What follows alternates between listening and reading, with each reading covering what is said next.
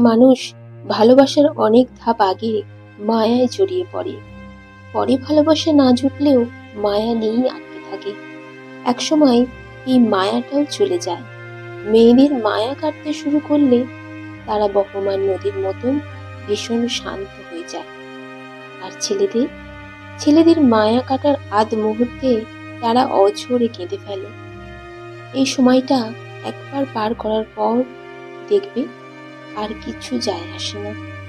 সামনের মানুষটার থাকা বা না থাকা সবটা সমান হয়ে যায়। হাত ধরার এবং হাত ছাড়ার মধ্যে তখন আর তফাৎ খুঁজেই পাবে না। জাস্ট অভিমান, অনুভূতিটুকু হবে না। তখনই বুঝবে তুমি এগিয়ে গেছো অনেকটা দূর, বহু দূর।